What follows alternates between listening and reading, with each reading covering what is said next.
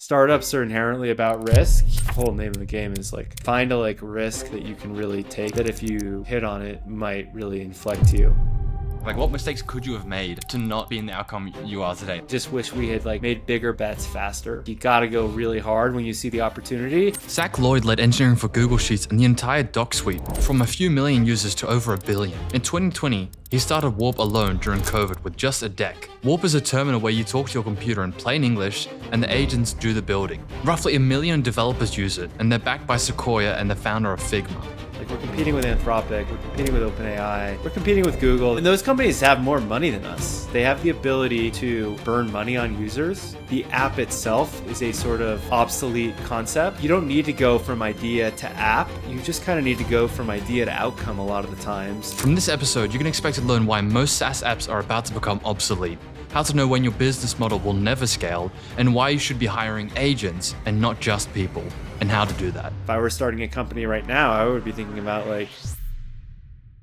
I think it might be fun to start off by talking about the previous experience you had at Google and also your previous company. So I think let's start there. Can you tell me a little bit about what you did at Google specifically? Because you saw some insanely great products being built. And then we can talk about how that influenced your first company.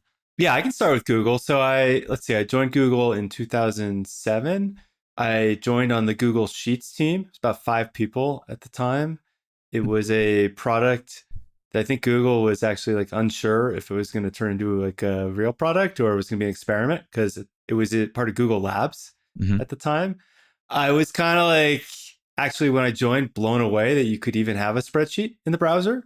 That was a totally new thing for me. I had kind of a weird kind of journey up to that point where I had been in school and I had been working a little bit in tech, and then getting to Google was it's my first real engineering job, I would say. And I was a little bit intimidated just by the level of technology that we were working with.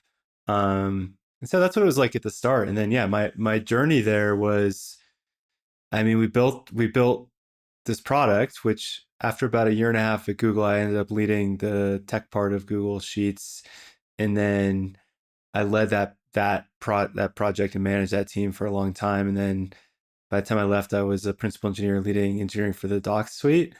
And it went from something where I would say none of my friends knew that Google even had this thing, and they would refer to it as Google Excel. That's what it was like. To when I left, it was, whenever I would walk around a WeWork or whatever, I would just look in people's desks and everyone would have the product open. So it was a pretty cool thing. We went from, I think, fewer than 1 million people using it to in the hundreds of millions of people using it. I think it's now over 1 billion people using it. So it's a wildly successful product. Pretty cool. I think more people use Google Docs Suite than use Microsoft Office at this point, which is crazy. Definitely more people doing work that's better probably just because of how shareable the work is. What sort of things broke as you started to scale this product? So at the beginning there was a lot of technical challenge around, this is going to date it, but around supporting other browsers. So supporting Internet Explorer was a big challenge at the time. If you were in web dev at that time and you had to do something for Internet Explorer 6, it was oh God, that doesn't have any of the modern APIs or whatever in it. So that was challenge. We had all sorts of issues with scale. We were running first tens and hundreds and thousands of servers. You push something that crashes one of those servers, you run into a risk all of a sudden where the crash spills over to the next server and the next server. And so we had many outages. We had security scares. I have actually a great story about a security scare that we had. Go ahead. We had, so there's the very famous venture capitalist, John Doerr, who's was a very early investor in Google. And I think he was on the board of Google, may still be on the board of Google. And I don't know exactly how he got into this situation, but he had we got a urgent message. It wasn't from him. It was from his person, who I also think was maybe his yacht captain or something, from his person who manages all of his stuff, who was hey, there's a horrible security bug in Google Sheets where all of John Doerr's passwords are visible in the Google help form. And we were like, what? That's awful. That's ridiculous, right? So we like investigated and investigated and investigated. And it turns out that you know, it ended up being like a problem on the user side where whoever this person was who was managing John Doerr's passwords, first of all, never make a Google sheet of all your passwords. Let me just give that to you as advice right now, free advice. That's like the worst possible thing you could do. And then he had been having like issues or something figuring out the formulas and needed help and shared it with someone who was like one of our help forum people who had made a copy of it. And all of a sudden this thing got posted on our website. And, so we had to like, it's like a fire drill. Like we're chasing this thing down. It wasn't our fault per se, but it was, just a funny situation of like the stress of the thing once people started using it more.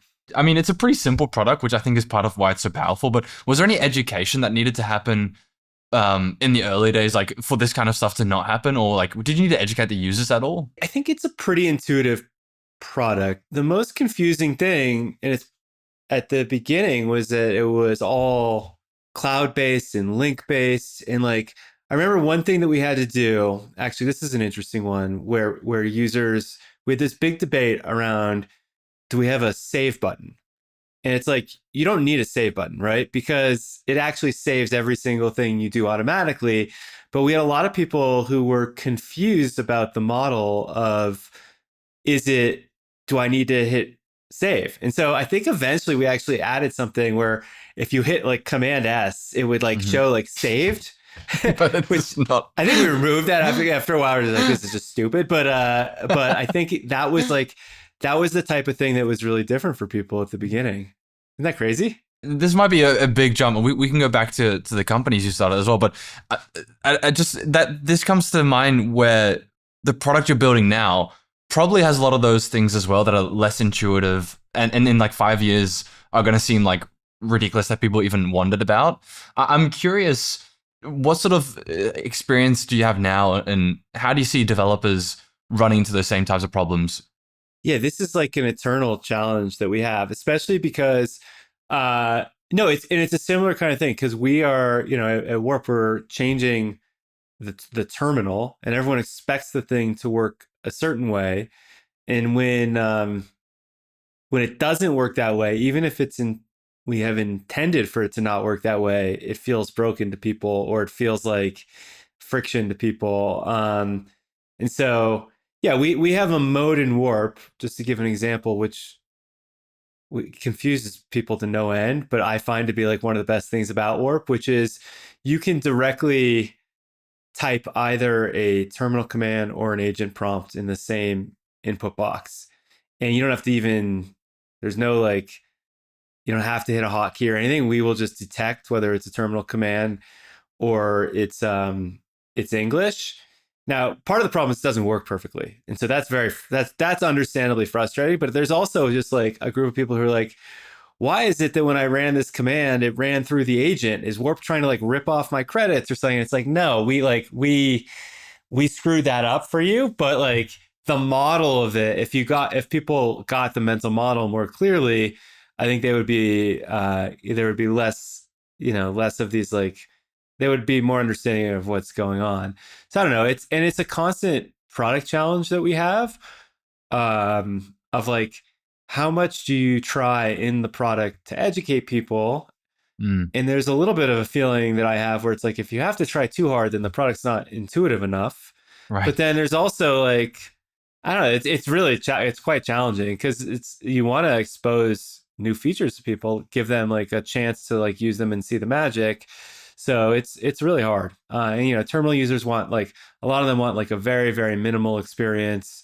And I'll say one final thing, which is that developers are very, very opinionated and very fragmented in those opinions. And so it's like impossible to please everyone with the default.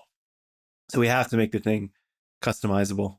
Is there a product decision or an implementation or change you didn't make based on the reception of that change you were expecting, or has it changed any way you've introduced something in the past? So it's every time we put out a feature, this is a constant thing we're figuring out, which is like, how do you get people to use it? And I'll tell you the kinds of things that we've experimented with to try to make that better. So we've experimented with guided onboarding type things. This is getting into the product weeds. Those don't work very well. They work a little. They don't like completely not work.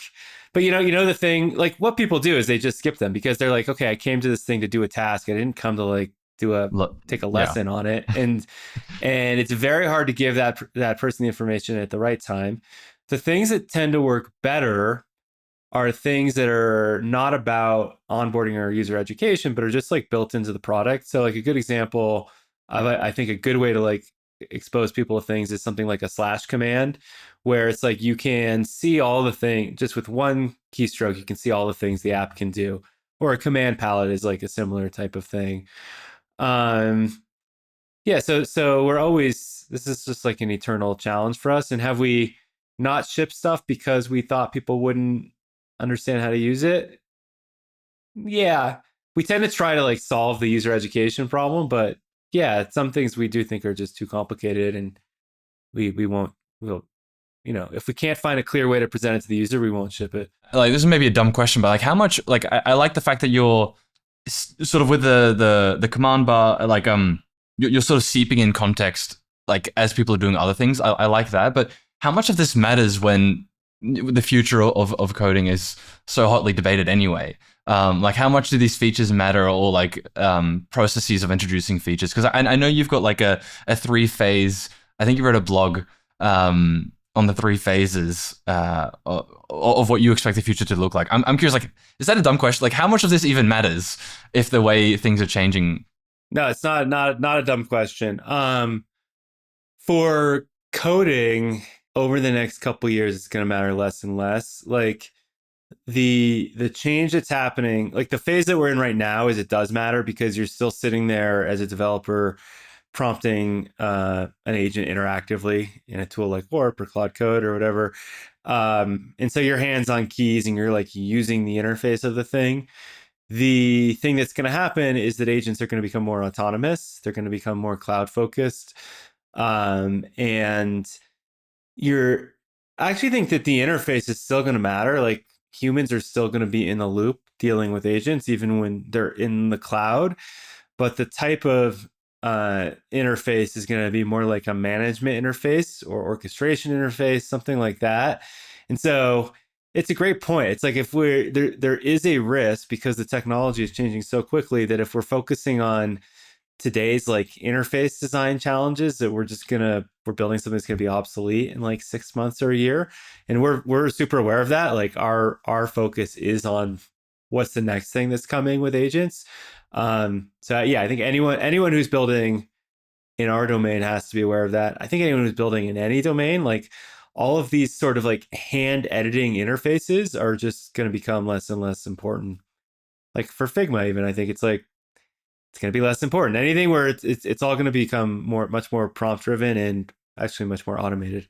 Do you think that's why you're in a great position? Because I imagine for Figma, it's going to be. I mean, there's such a big company now, so like completely changing how the platform works. Like they'll probably lose a bunch of revenue or not. I don't know. Like This is a challenge. Like I mean, first of all, I don't think we're in a better position than Figma. Like Figma, like Dylan's a big, the Figma founder is a big investor in Warp. So it's just for the record, Figma is a ridiculously good company. But I do think that anyone who has an existing sort of SaaS product that is a hand editing tool has a sort of innovator's dilemma a bit, because the future is less of that and more of prompting and more of, I think there's almost going to be a sort of universal interface for building software, which is like much more closer to text or voice than it is to like, hand manipulation of a complicated UI. And they know this at Figma. They're trying to like reinvent or basically take their strengths, which I think the strength is like this incredible canvas and like comprehensive app that designers love, but you have to figure out how to, yeah, you basically have to figure out how to make it more useful and more. And I think you have to do it in such a way where it's like if you're thinking about, oh, I don't want to cannibalize my old thing, I think that's a not an approach that's going to work. You just have to build the most useful thing possible at all times. So I'm sure they know that and are working on that. Is that also why you think there's an advantage to the decision you guys made to focus on rebuilding the terminal as opposed to creating something else that's an interface or a way to sort of execute on these outcomes?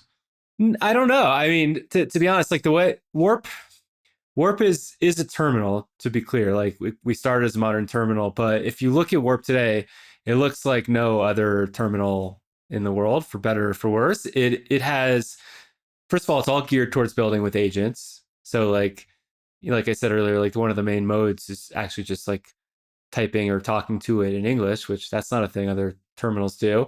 And then it gives you all of these tools around working with agents. So it lets you see the code agents are building, it lets you review it, it lets you see file trees. So it has a bunch of things that are typically in an IDE. We actually call Warp an ADE. This is an agentic development environment. This is a term that we coined, which I'm very proud of, which is becoming an industry standard term like the ADE. But it is like its roots are in the terminal. It's grown out of the terminal interface. And I do think it's helpful. It's like a helpful thing for us to be able to start with an experience that people are familiar with and like grow out of it rather than introduce whole hog a brand new app with a bunch of new stuff that it is like people aren't used to and that gives away some of the power of the terminal. It's very, very like the terminal is the ultimate developer power tool. And so there is a real advantage to having agents built into it. And so, yeah, I like our structural position there. But I also think to the earlier point, like the actual app is going to matter less and less. And what's going to matter more and more is the orchestration of these agents in the cloud, which is where, I mean, we launched a new product around this called Oz, which is honestly more and more of our resources are going into that rather than the like interactive terminal experience. Like the way that I conceptualize the product is that the terminal is a place where humans tell their computer what to do. And whether they tell the computer to do that using the language of the computer, which is commands, or the language of the human, is a bit of an implementation detail. If you tell it, and you can get the same outcome either way, and sometimes you can actually get it faster with just typing the commands if you know them. But sometimes, and this is how I use Warp almost exclusively in English. You can just move up a level of abstraction and not waste time learning like what's the like 12th like parameter to this crazy find command just by telling the computer what outcome you want. And the LLMs are so smart and there's so much useful context available and tools available in the terminal that it to me is a supernatural interface for talking to the computer. And like yeah, I wrote a post on this. I actually think that something like Warp, I hope it is Warp, will become sort of the universal interface that people are using for compute. And I think there's a like interesting, I don't know if it's a misconception, but there's like the thought that everyone has with all of these LLMs and things like Cloud Code, Warp, Lovable Bolt, is that it makes it really easy to build apps. But which is true. It's like, it's never been easier. Like there are people on our team who are not technical. They don't know how to code. They're building apps. But I actually think that the app itself is a sort of obsolete concept or going to become an obsolete concept in that you don't need to go from idea to app. You just kind of need to go from idea to outcome a lot of the times. And what you're going to do is you're going to ask a tool like Warp or Codex or Cloud Code to just like do the thing for you. And so I think that something like the Warp interface is going to be a lot of what computing becomes. Like if I were building a phone or whatever, like a new phone, if I were Apple, free product advice, I would center the entire experience around like an input box. And I'm sure that OpenAI is going to do this. I know that they hired Johnny Ive and like, but that's the new way that you can do anything as a user of computers. Yeah. Interesting. So if I can sort of create the analogy here, it's like the next phone obviously is not going to be the phone, right? Like maybe it is glasses with voice, or maybe it is just like, the OpenAI device that's rumored to be just like a thing that sits on the table. And you think the same thing is the case for like building apps. It's like, yes, building apps is how we do it now, and you can do it quicker, but that's not the next iteration. It's just, yeah. Let me give you another example. So, and I don't think this is true for every domain. I know I'm saying this in like a very broad way, but to give an example, so we at Warp, we have like an applicant tracking system app, right? This is a thing where when people apply to work at Warp, we track all their interviews, all the touch points that they've had, and it's a web app. It's like your classic like SaaS app, and we don't use the interface for it anymore. So at the first, and there's been an interesting evolution. So at first, our someone on our talent team used Warp to build a new interface on it because we didn't like the interface.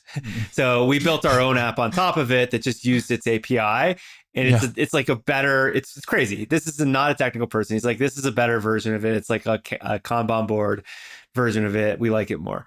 And then we're just kind of like, we don't even need the app. We just ask, like on demand, ask Warp, and Warp looks up through whatever the API or the MCP and kind of just answers the question or builds the interface that we want on demand.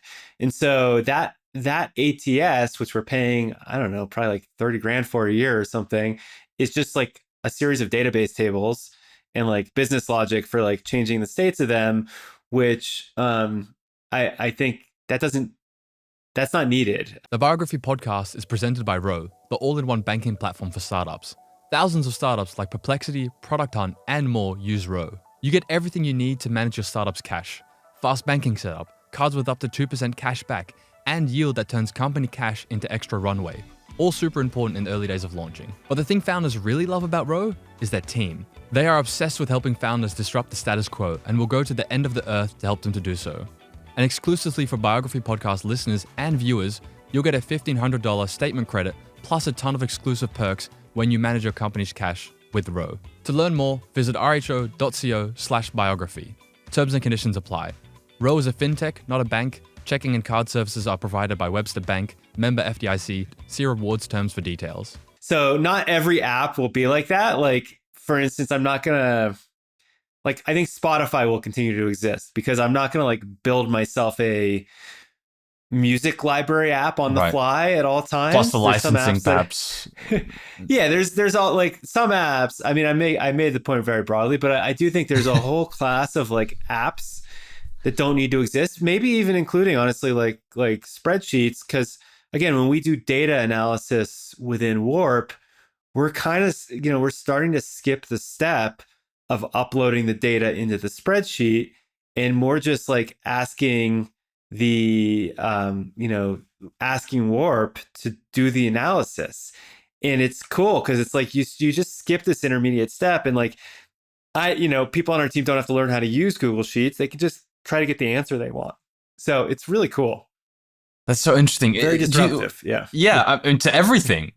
Yes. Like, well, if the ability to just, because you're right, like a lot of products are just databases structured in a specific way, hard coded.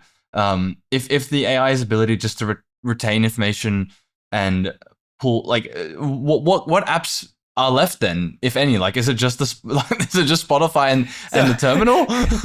No, it's so I think there's a whole bunch of them, just to be clear. Okay. So I think I mean, I was listening to this other podcast where this VC was saying something like DoorDash is in trouble, and I was like, I don't think DoorDash is in trouble. Like, I think DoorDash is not about the app. DoorDash is about the network and yeah, it's like the logistics of getting food from point A to point B. So I think DoorDash is probably fine. I think Stripe is probably fine. Like something that's like got extremely intricate business logic that needs to be 100% right. So I think there's a lot of apps that are probably fine. I think if they have some unique data set or some business logic, which is like really, really intricate or hard to reproduce, that's like still a moat to me. If you're just like thinking about a particular front end on top of a database, even something that's like a spreadsheet, like I think productivity tools are very, very ripe to be disrupted by LLMs. I think something like, is a tool that I love is like Notion, but I think like Notion is, I think, a little bit at risk for disruption because, at the end of the day, it's like storing your data, it's in tables and lists and that kind of stuff. And like a lot of the value has been not in like any kind of like baked in domain specific business logic. It's in like the ability for humans to like manipulate that, and like manipulating it through the LLM may actually be nicer. Um, so I don't know. I think like anyone who's building an app needs to look super duper hard, including Warp, at like what's defensible, what's not, because it's changing very quickly. It's insane. Yeah. Everything you just said is insane. That's Well, it's super fun. It's I think it's awesome. First of all, I think for yes, consumers, it's going to be yeah, awesome. yeah. For like founders, and I know there's like probably a lot of founders who are listening to this podcast. It's I would just think really hard about defensibility, the moat, where you think you're going to build the value of your business, given that it's the cost of building software is definitely going down, and it's going to get really, really low. But you've mentioned a couple of those, like Spotify's top mind because you just said it. But like, there's clear examples of value you can create that might be less disruptable. Talking about disruption, talk to me about Oz, because I know that very recently came out for you guys, and that's an insanely disruptive update, I feel like. Yeah, so Oz is our platform for orchestrating cloud agents, and the general problem that it's trying to solve is getting agents off of developers' laptops, really off of knowledge worker laptops. And the thing that we are seeing, especially internally, even at Warp, is like agents are becoming so good at doing longer and longer tasks that like we're literally like running. Like you walk by someone's desk, they might have like 3 or 4 agents running, and it's like, no, it's like my hard disk is full, my laptop is overheating. So there's that problem. That's one problem for the individual. It's like I want more throughput, and to get more throughput, I need to go where there's more compute, and more compute is in the cloud. It's not on my laptop. The second problem, though, is much more around businesses and teams. I think in a lot of ways is the more interesting problem, which is that right now, using agents is kind of the Wild West. It's like an individual sport, not a team sport. And it really should be a team sport in the sense of like, if I'm a company, I don't know how people on my team are using agents because they're all just running it locally on their laptop. If there's like a problem that's caused by an agent, I have no trace of what that agent did. I don't have any confidence around the security of the agents because they're running like in the same place that all my source code is on someone's laptop. And I don't have the ability to build automations off agents. This is another big one. If everything is launched off someone's computer and their computer has to be on, it's like very obvious at this point that if you're building an automation or an app, it should happen in the cloud. And so Oz is meant to basically give infrastructure for solving these problems. Think of it almost like Vercel or Supabase for companies that want to deploy agents at scale. Mm-hmm. So if all the Oz agents, they live in the cloud, they are tracked, you get a link to them, they record what their conversation is, they run in environments that you define, and they're completely programmable, so you can build any kind of like app or automation off of them. And so just to give examples, make that more concrete, it's like we have agents that we're running that are doing like competitive research, and what's cool is like they're doing competitive research not just by like scanning the internet, they're also looking at our own repo and seeing what we're working on and seeing how our PRs match what's happening in the market. They're even suggesting things that we change. They're even making coding changes for us. They're updating our documentation when they find that things are missing. And so you'll find these things are like kind of always on teammates. And, anyone who's like, in the knowledge workspace is going to have to learn to use something like this and have some portion of their jobs. Like people are going to want to automate parts of their jobs. The boring parts of the job are automatable. And so it's really a platform that helps companies do that. It's very cool. Yeah, I think it's huge. I think one of the examples, I think it caught a $60,000 um, fraud while Oh you guys yeah, were sleeping. this is no exaggeration. So yeah, we have Tell that story. so we have like so at Warp we offer a little bit of free AI credits so people can try our agent, which Yeah. makes sense business wise, but barely because it makes us a target. And so like we literally have this problem where there are people in different parts of the world who are creating massive numbers of fake free accounts to try to get access to this AI. It's not a lot of AI. It's like 10 minutes worth of AI or something. But if you do it en masse, you can steal a lot of AI from us, and it costs us a lot of money. And so, without revealing the tricks of the trade too deeply here, although I doubt they're listening to this podcast, it's like, uh, we're doing everything we can to try to suss out legitimate versus illegitimate usage. And one of the most interesting and effective things that we can do is just have an agent that's constantly running.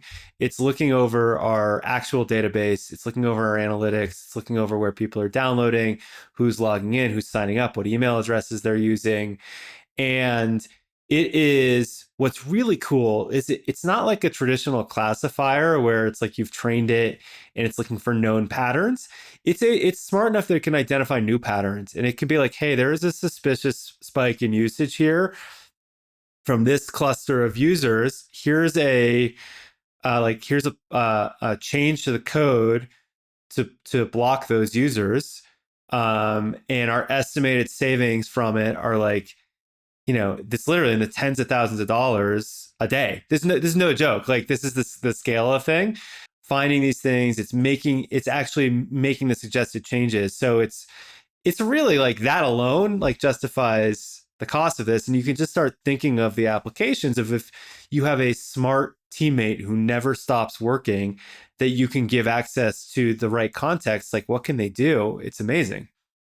It's insane. It's very cool. Yeah. I think you guys have. I want to quote it correctly, but I think, like for scale reference, like it's writing 60% of your pull requests right now, Correct. which is incredible. And that's low. That's actually lower than I would like, and lower than I think it should be. Yeah, to be clear, like we're not even utilizing it at a high enough level right now, and it still is in 60% of the changes we're making, we have the Oz agent. And so my hope is that we can get that higher, like 90-95%, and that the engineers on the team are more like doing architecture. And this is how I work now, by the way. It's like I don't write code. I haven't written a line of code in the last 6 months. I like pair with an agent on increasingly hard tasks. And like the agent does get stuff wrong. Like I still look at code. We're not at a point, in my opinion, where you can afford to not look at the code, even though this probably is coming. I guide it on the architecture. I help give it the spec. And then the agent writes the code. Like there's no reason for an engineer to be typing code right now, that's just true. Wild. Like is the thing that's powering all of this the biggest? Is it just the model capabilities themselves, or is it the fact that it's shifting to an agent environment where these things are running thanks to you guys, like 24/7? It's a combo. So certainly, I mean, the models are absolutely key. So the models continue to improve. And the models had a sort of tipping point, I think, for coding towards the end of last year with Codex 5.3 and Opus 4.6. But the model needs a harness. And so you'll probably, if you're following like Twitter on coding and stuff, there's a ton of talk these days around like how do you make the best harness. And what harness is like, that's like it's telling the model what to do. It's providing the context, it's providing the tools to the model. And so the harness, like Claude Code is a harness. Claude is the model, Claude Code is a harness. Warp's harness is built into Oz. And so we're different than Claude Code in that we're multi-model, right? So we can use all of these models. And soon we will actually be sort of multi-harness. We'll even let you bring Claude Code and use Claude Code and Codex and Warp directly. But the harness is a big part of it. And what differs from harness to harness is really like, how is the context managed? And the models themselves are improving faster than the size of the context they can remember. And so you still have to do a lot of techniques to try to make sure the model has the right is like looking at the right information. And you'll notice if you're like using one of these models for coding, what will happen is it'll start to forget stuff, and that's very frustrating. Like if you're coding, like you'll be like, wait a second, we covered that. Like, why are you undoing that? It's because the thing that you told it to do a long time ago has gone out of context. And Yeah. so managing the context, managing the tools that the agent has available, all those things, there's a lot of stuff that actually meaningfully improves the experience. And then the final piece is just like the infrastructure around it. So that's like what Oz is trying to provide. And so, most of these models and harnesses are just like meant to be like local apps. And again, I feel very strongly that's not the future. The future is in the cloud. And so Oz is trying to make that piece very, very easy and try to make it so that a company that really wants to adopt these agents isn't just like going to have chaos. So it's all about like, I mean, that is kind of what it's at right now. Everyone's spending a ton of money. They don't have security. And so we're trying to bring like control to that chaos. I like the harness framing. I'm curious. You mentioned bringing Claude Code and I think Codex into the actual environment itself. What is your thoughts then on defensibility of being the harness? I know there's like obviously lots of talk like model layer versus application layer.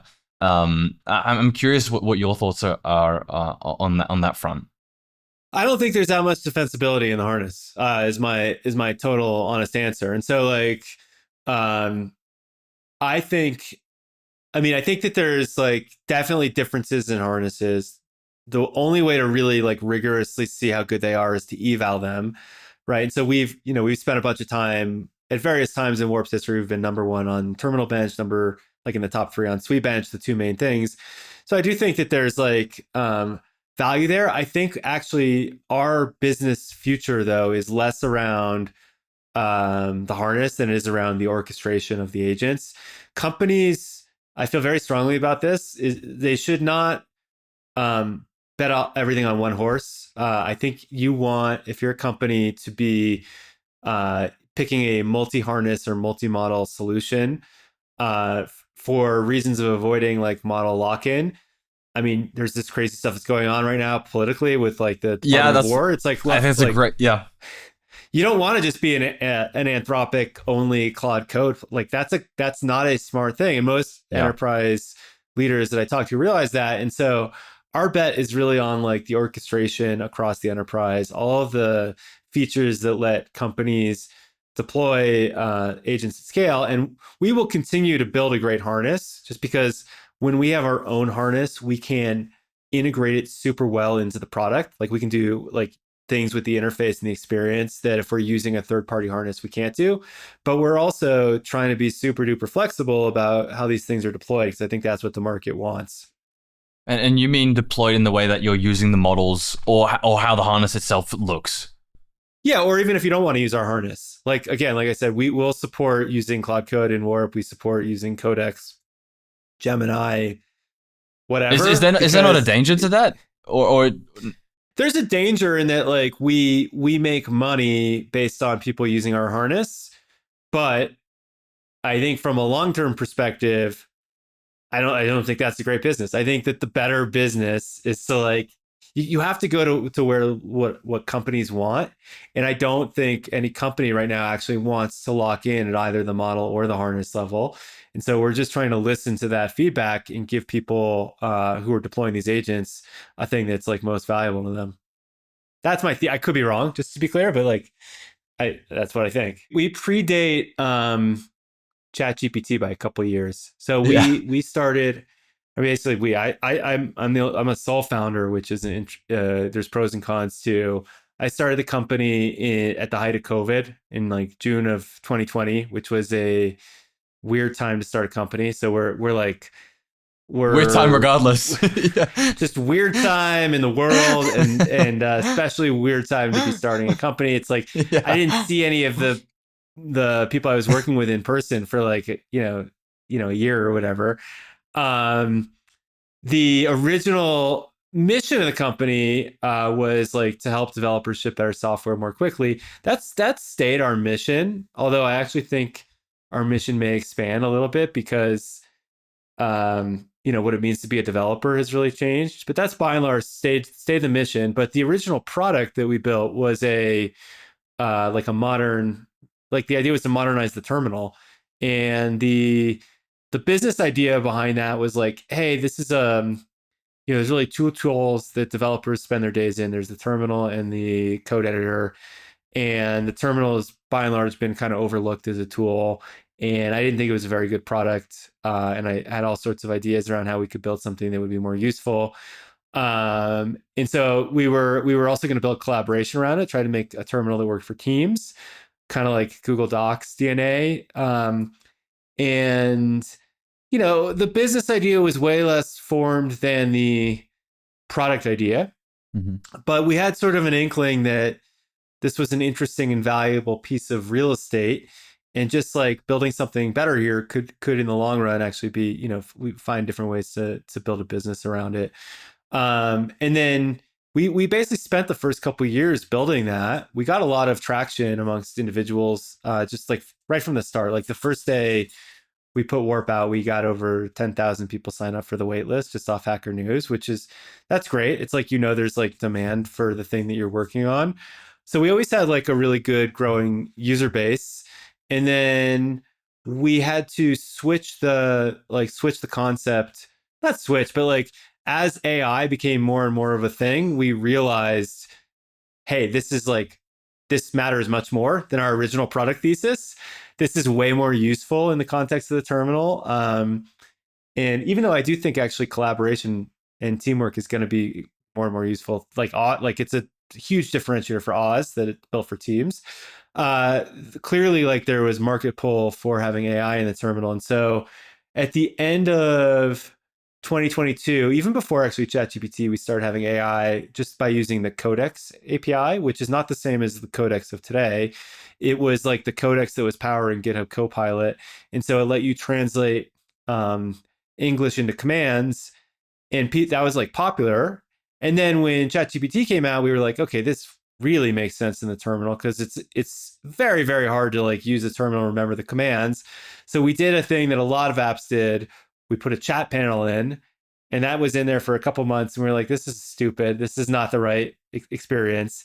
And so then we eventually just realized like, actually the thing that should be there is like a direct integration with the terminal, make the terminal AI native, where you can just sort of, in English, talk to the terminal and get to do things. I recently had the chance to interview Dylan, the founder of Assembly AI, and I was blown away by how thoughtful they are about building quality, scalable products. I'm using Assembly AI myself, including to transcribe this podcast. Their speech-to-text models are just insanely accurate. Their models go way beyond transcription. I mean, you can identify speakers, highlight key moments, and extract actionable insights from every conversation you have. Now, the cool thing about it is that it's developer-friendly, and it's built to scale. So it's flexible, it has pay-as-you-go pricing, and I've seen it firsthand. Assembly AI even transcribed my previous podcasts flawlessly with one click. Now, Dylan wanted my listeners to get some perks, so they've doubled the free credits, giving you $100 to try their models. It's a great way to test out the models for transcription, speaker diarization, and more. So stop what you're doing and go to assemblyai.com/biography to see this episode's podcast transcribed and to claim your free API credits.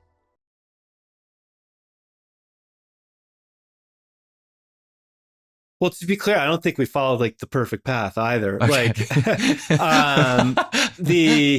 I wish that we had moved even faster to AI. We had the same interface as Claude Code, more or less about 9 months before they had it, where basically you could, in your terminal, just directly interact with it and ask you to do things, and it would do things for you. Now, Claude Code is like many orders of magnitude bigger than Warp today. And it's like we were there first, but we didn't go hard enough. Like our integration didn't code.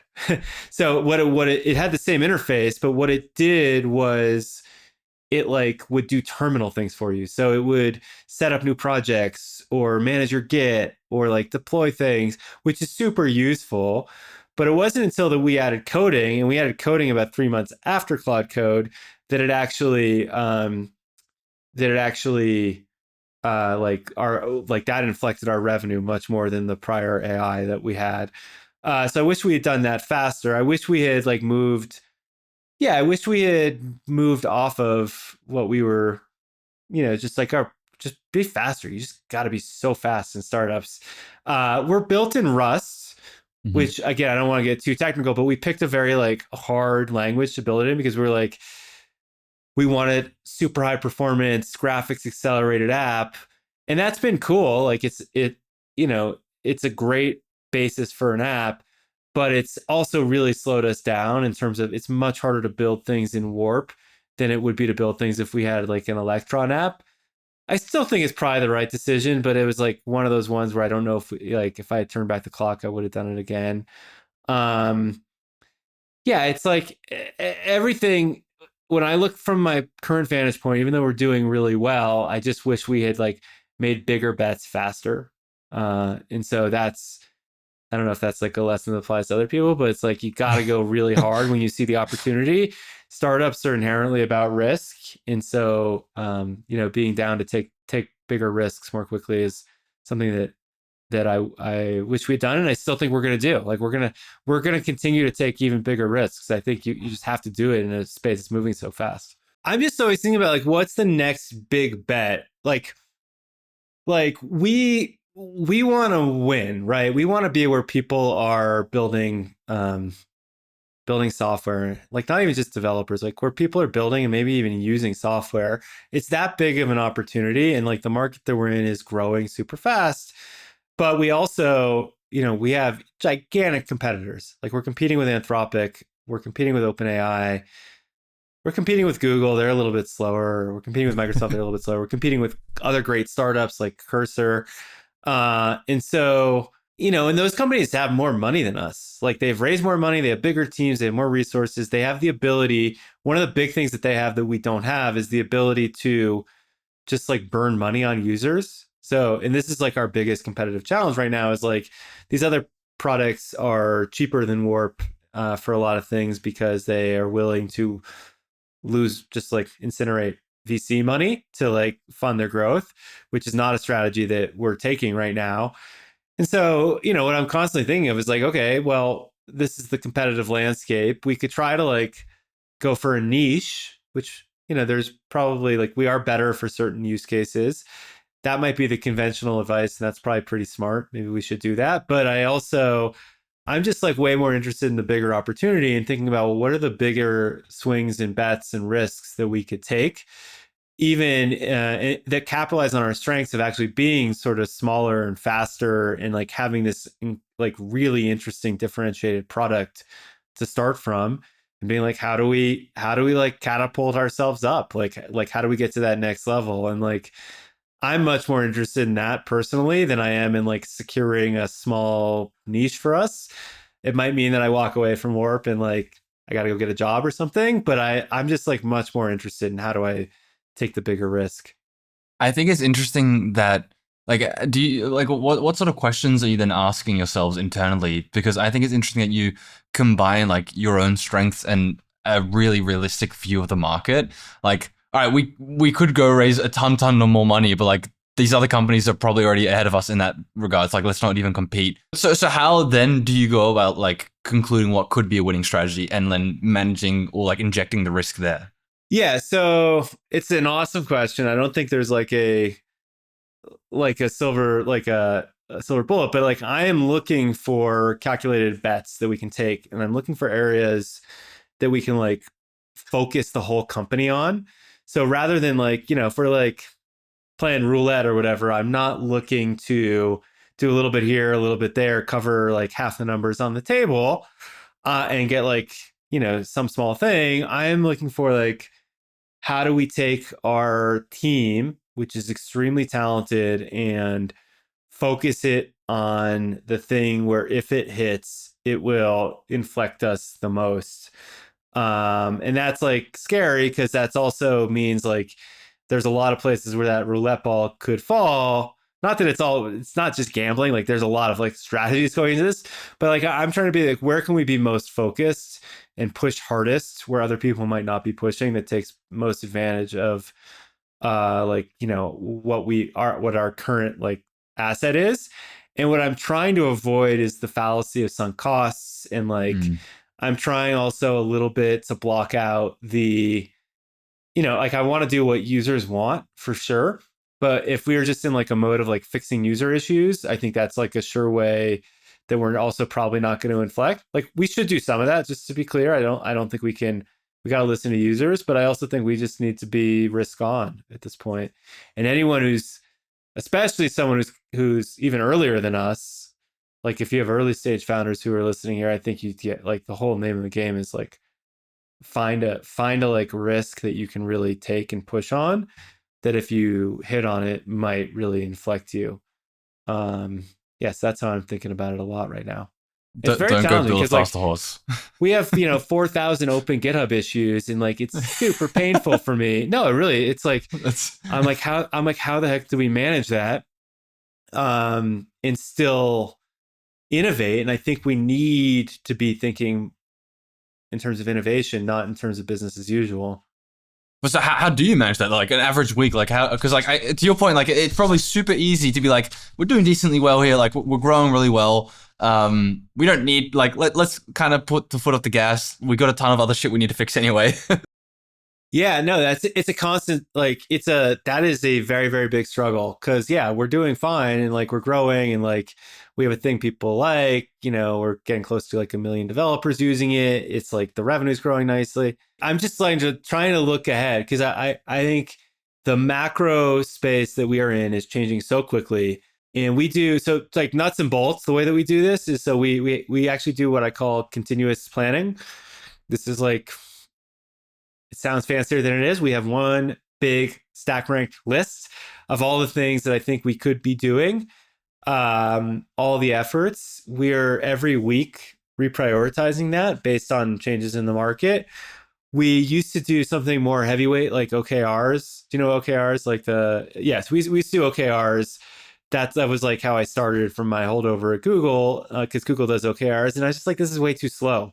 Like, it's nice, it's structured, but it's not fast enough for our market. And so we're continuously reprioritizing. And then whenever I sense that there's like a moment that we might need to do some strategic thinking, which is like fairly often, the way that I do that is I do it by writing. Like I'm a very, very big fan of writing to think. And so, you know, and I actually have like a big strategic change that I think we're going to be making pretty soon. And it's like, I'm going to like write it down and think it through and share it with the team that way. And we will stop doing things that we're doing, even if they're half done and it's painful, and people will switch teams and like it's painful, but you definitely, you got to be able to do that. You cannot, one thing you really can't do is let like your org structure dictate what you're shipping. Like that's like a crazy thing at our stage. And so got to be as fast as possible. I really like that. So I mean that is something that prevents that from happening. Having this weekly stack list, as well as this like sort of more strategic long-term view where you're writing things out and making, you know, bigger bets that way. Is that what forces the org to be more flexible? I think you need a combination of the tactical and the strategic. I think if you're just thinking tactically, you're too like myopic, but Right. you need some way of keeping track of like, these are the actual projects, so like the way that we might affect the strategy. And then yeah, and then the way that I like to do the strategy is by writing. And then, you know, we'll have a quarterly board meeting, but I'm talking to the board members all the time about like strategic changes. And so I don't know, it works for us. I like, one of our core values at Warp is being pragmatic and like being flexible and like learning and changing the way we do things. And so this is not like a rigid system that I think everyone needs to apply. I think companies need to find a thing that works for themselves. But I think in general, it's like, yeah, you need to be tactically reprioritizing, and then you need to be doing some actual strategic thinking. Otherwise, you end up getting just like lost in the, you know, you miss the forest for the trees. This episode is brought to you by Beehive, the publishing platform built for modern newsletter businesses. If you want to start, grow, or monetize a newsletter, Beehive gives you everything in one place. Powerful writing tools, deep analytics, a referral program, and built-in ad network and sponsorship opportunities. The previous company I worked at was The Milk Road. It was one of the fastest growing newsletters and it sold for millions of dollars. I've actually had Tyler on the podcast, the founder of Beehive. And when you look at how he thinks about building a company, it's very clear why some of the fastest growing media companies and creators are turning to Beehive to run their newsletters and run their businesses. So if you've ever thought about starting a newsletter or want to take yours seriously, check out Beehive below. You can also go to mine in the description. Yeah. I love that pragmatism is a core like value and focus. Maybe a bit of a stretch for this question, but how do you personally as a founder, you talked a little bit about like structuring the the tactical, like writing, like that's not something everyone should probably do, but it's something that works really well for you. How have you, especially as a solo founder, gone through that experience of finding out what works for you and the company you're trying to build in terms of structuring the company, hiring people, or just for yourself, like running the business? Yeah, that's a great question. So in terms of like, yeah, so my main approach to this has actually been through writing.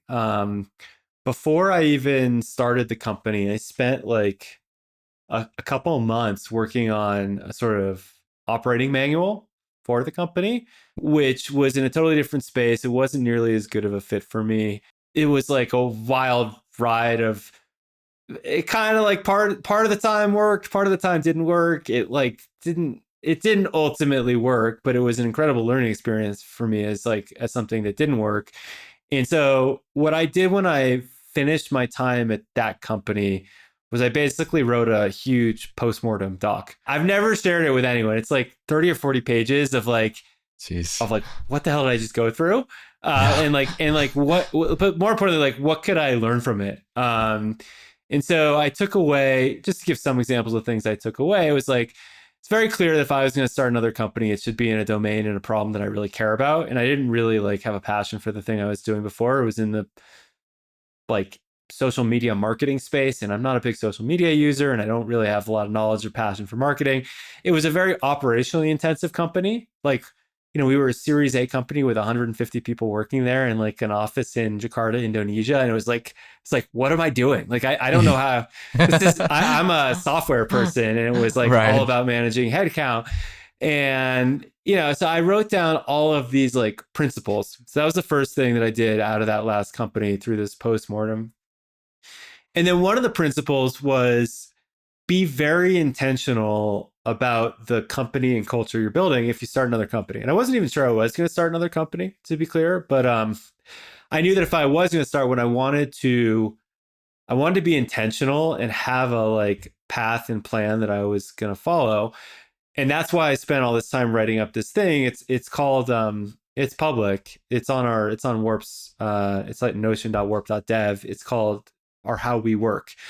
And it has a collection of things like, what are our values? What's the process that we go through when we want to build a feature? What are like the product principles that I feel strongly about? So high level stuff, and then really detailed stuff like, how do we make coding changes? How do we communicate? How do we use Slack together? How do we use email? How do meetings work? And I wrote all this stuff up because I found that like without the written reference, you just waste a ton of time debating this stuff internally. Not that I have like the perfect solution, but I do think having some solution is really important. Otherwise, without this like operating system or operating manual for the company, you just like, you spend a lot of time bike shedding, like, well, how should we be, like, what are the rules for this? And like, I was like, no, these are the rules.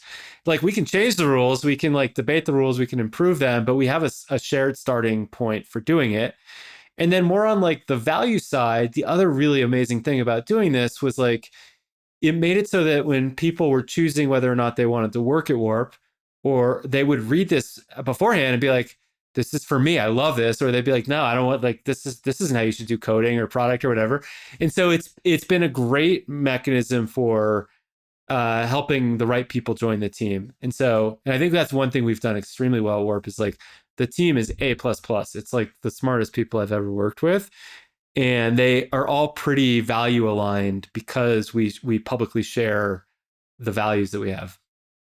That's awesome. And I think importantly, you mentioned like recruiting the right people, but also making sure the wrong people don't even go through the door, right? Like that they don't even It self-apply. saves everyone a lot of time. It's like if someone doesn't like if they can see how the company works, if they can peer in, it's a changing doc. It's not 100% accurate. We're breaking the rules, but it's mostly right. And it gives people an idea beforehand of like, hey, what's Warp about?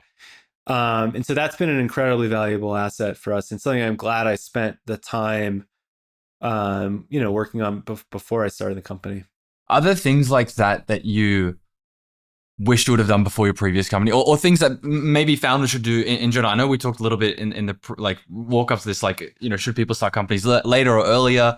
If like share some of the personal experiences and learnings you have on like the do's and don'ts there. So I can tell you another story about the first company. So and this falls in the don't category. So Okay.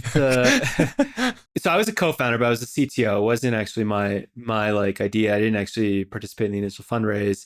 I kind of joined because I liked the co-founder, and I liked he did a great job pitching me on the idea, and I was like, this will be cool. I'll get a bunch of experience working on a real venture-backed company. First of all, don't do that. Pick a thing that you have passion about. But yeah, the story is one of the first things that I did at this company was work on sort of a spreadsheet for the business model for it. And the model, like what the company was trying to do, we were trying to make it so that people could submit photos through an app, and you would have like a photo editor, like retouch or the photo or make it look cool, edit it. And it turned there is demand for this, or there was. Now this is all done by AI. This would be a crazy thing to start right now. But like 10 years ago, this kind of made some sense, except that the amount of money someone would pay to do this was maybe like $1 or $2. And the amount of time it would take a photo editor to actually do the retouching was like 15 minutes.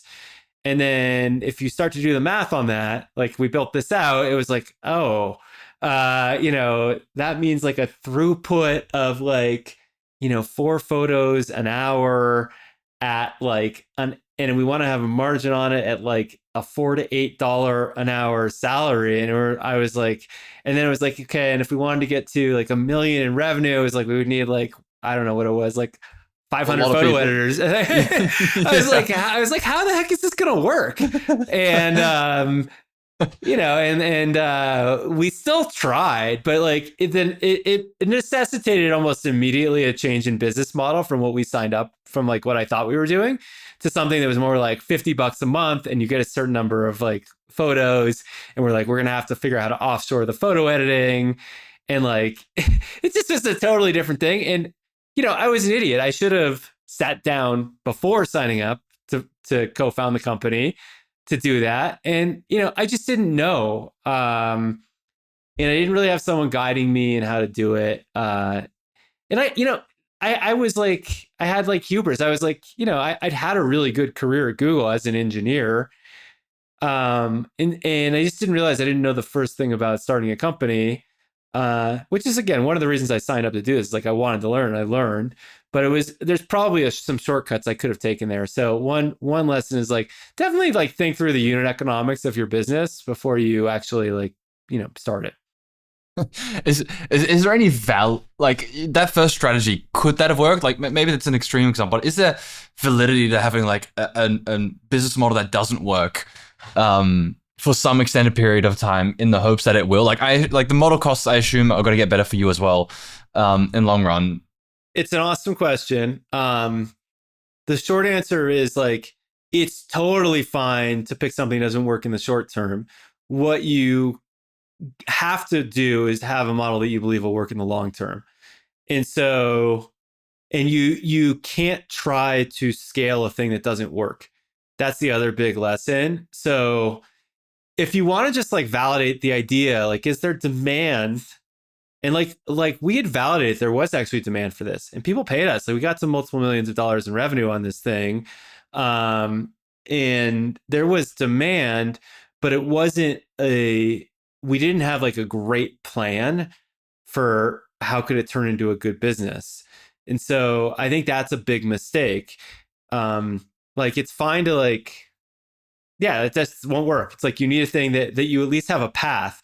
So there's always this like, yeah, you can do things that don't scale. And I think there's this like famous Paul Graham blog around like that. And like it's obvious, but it's bears saying just Yeah, because but you can fool yourself. Like it's very yeah, easy to fool yourself, especially if you have growing revenue. And even at Warp, we had this problem a little bit where it's like we had to totally change our plans that were growing at a negative margin. Uh, um, and it feels really good. You're like, holy shit! Like, look at this revenue curve grow up. But if you're like selling $2 for $1, it's like that's not a business. That's like a that's a promo you know, scheme. yeah, that's a promo scheme. And it's like, sure, you can sell a lot of $2 for $1 and watch watch your revenue go up. So it's like you have to be disciplined to change that. Now, Warp's a little bit different because I think you could make the argument that that is a viable strategy that you want to run for as long as you can to get as much market share as you can, and then you change the way you're doing it. And that so it's a little bit different. And I also think like Warp is in a software business, and I do think that the cost of all these underlying like there's a very it's not even a real case. Like I truly believe the cost of inference for the stuff that we're doing is going to go way, way, way down. And so we could have just like kept doing that, but we decided, it's better than to not to not do that for too long. But yeah, make sure that you're going into a business where there's a potential working business model, obviously. Business plan's a bad word, perhaps. Like the unit economics of what you're doing and like the viability, like that's a big burden. Like, how did you think about filling in the gaps in your own skill set as a solo founder? Yeah, that's a great point. So I think first of all, like I don't think I would be a solo founder in every business, but I think for a developer facing company, I have like I have like enough coverage of the skills that I could do it. So like I think I could do it for a developer facing company, and I think I could do it for a productivity company. I think if I were going into like the insurance business or whatever, or health tech, like I would be clueless as a solo founder. I could only do part of it. So first of all, I wouldn't recommend it for everyone. Then I have had investors who've been super duper helpful. So I even like from before I formally started the company, I had investors who I was kicking the idea around with. And investors, like, they're not totally incentive aligned with you as a founder, but they're like not totally not incentive aligned. And so I have some people who I really trust there who kind of helped me develop the original idea and help me get confidence in it.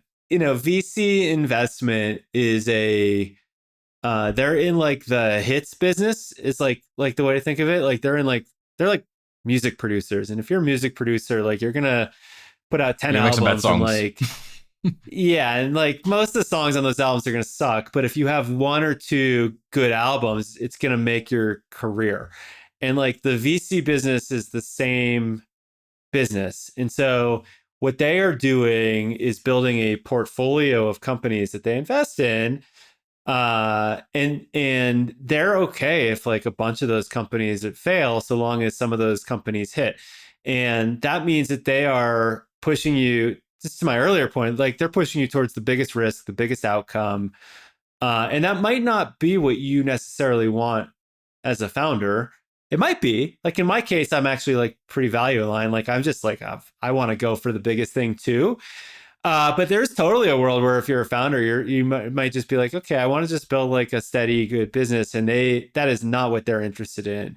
And so you just have to realize if you're taking venture money, the name of the game is like growth rate of the company, and that can factor into the advice that you're getting. And that could lead to like, it just can lead to like big risk taking that you might not be fully into. It can lead to like fundraising strategy that might not make most sense. Now, if you have really good investors, and Warp has really good investors, like we have Sequoia, did our B, and like Dylan Field and Google Ventures, and like they're smart enough that they're gonna take a pretty long-term founder friendly outlook. They really are. And like their brand depends upon it. They don't want people like me going and being like, these are bad firms to work with. They want access to the next great founders. And so they'll be pretty value aligned, but you just have to realize, like, if you're taking venture money, there's not perfect incentive alignment. So in those early days, then you've got some of these investors. Yeah. What are the problems you're working through yourself? Yeah. So my initial goal, so the way that I did the fundraise was I did it with no product. I did it with just me and a deck and a pitch and an idea, which is not a I don't know that everyone is able to do that. And it's not like I'm like so special, but I have like I was a second time founder. I was a principal engineer at Google. I had some savvy in doing this and some credibility, I think. So I could do a raise with a deck. I think some people will have to do a raise that's more like you have to prove the idea a little bit more. I did what was a raise, like a pretty big amount at the time for a seed round. I went directly to a seed round, not a pre-seed or anything. Um, and but the reason I did that, I was like, this is going to be a hard thing to build. I'm going to need people to build it with me, which means I need to hire people. I wanted money in the bank so that I could pay them without worrying about running out of money all the time, which was a problem we had at our last startup, which is a really horrible way to run a company, always feeling like you're running out of money. It gives you urgency, but it also just like it incentivizes the short term too much. Hmm. And then yeah, my mission from the moment that the funding round closed was like, how do I get people to work on this with me? And the thing that and it's like that's really really hard to get someone. And I only wanted to hire what I thought was like super duper smart, capable people. And so to get someone who's really smart, really capable to go work on a thing that has just a deck, it's like a sales process. You have to get good at explaining like the mission of the company, what's the size of the opportunity, why am I a good person to be leading this? You have to like paint a picture of how it could be good for them. You got to paint a picture of how they're going to learn, because people aren't just like financially incentivized. They want to like build their skills. They want to be involved in something exciting. And so that's what I did. And then the first person I hired was actually a designer, and that was intentional because I wanted to take this like product vision that I had and come up with something that I could show further people. Like I was like, how do I bootstrap it? How do I get to the next? How do I get engineers excited? And the way you get engineers excited was like, show them something. It's much more compelling to show them a vision in like pixels than it is to give them a pitch in words. And so having a designer on the team was very helpful for that. That's interesting. So the first person you hired was someone you were like, okay, this person's going to help me hire more people as well. Exactly.